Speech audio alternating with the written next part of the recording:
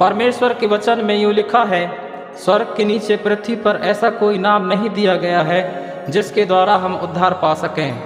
प्रेरितों के काम 4 अध्याय उसका 12 वचन।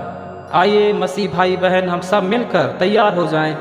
कलीसिया जो मसीह की दुल्हन है उसे तैयार करें ताकि उसके आने के समय कोई छूट न जाए। खुदा आपको आपके परिवार को सलामत रखे। आमीन।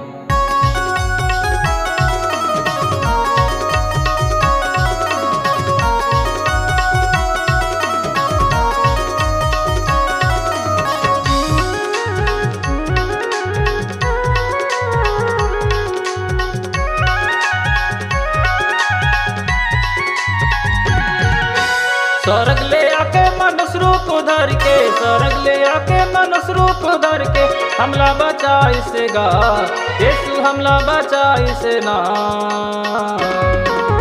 यीशु मसीहा उद्धार करता मुक्ति दाता रे, यीशु मसीहा उद्धार करता मुक्ति दाता रे। स्वर्ग ले आके मनुष्य रूप धर के, स्वर्ग ले आके मनुष्य रूप धर के, हमला बचा इसे गा यीशु, हमला बचा इसे ना।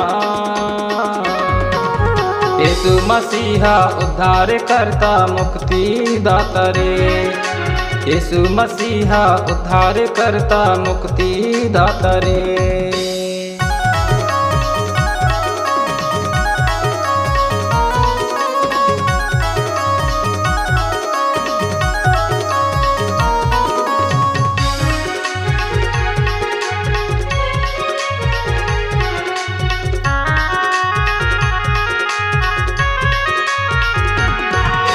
हम पापी सब भटकते रहन, जिंदगी भर दुखला उठा के, जिंदगी भर दुखला उठा के रे संगी, जिंदगी भर दुखला उठा के।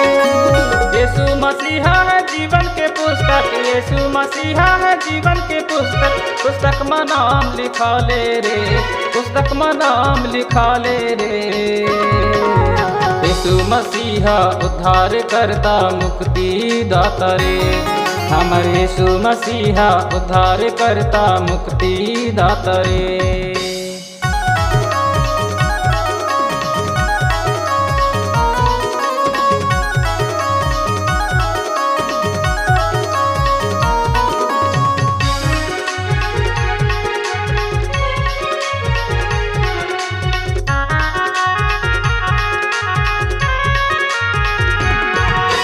करनी में यीशु पैदा होके, राजा हेरोद घबराए ना, राजा हेरोद घबराए ना संगी, राजा हेरोद घबराए ना।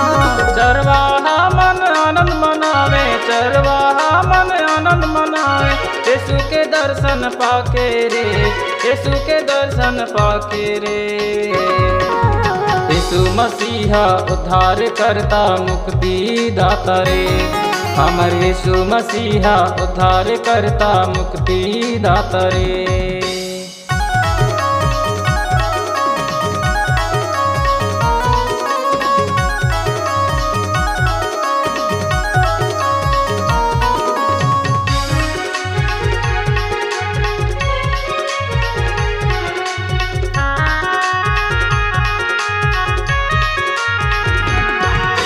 दारू गंजाला पी के रे भैया, होवत हवे बर्बादी ना, होवत हवे बर्बादी ना संगी, होवत हवे बर्बादी ना। दुनियादारी से मन फिरावा, दुनियादारी से मन फिरावा, ऐसे यीशु मसीहा कैथे, ऐसे यीशु मसीहा कैथे ना। यीशु मसीहा उद्धार करता मुक्ति दाता रे, हमर यीशु मसीहा उद्धार करता मुक्ति दाता रे।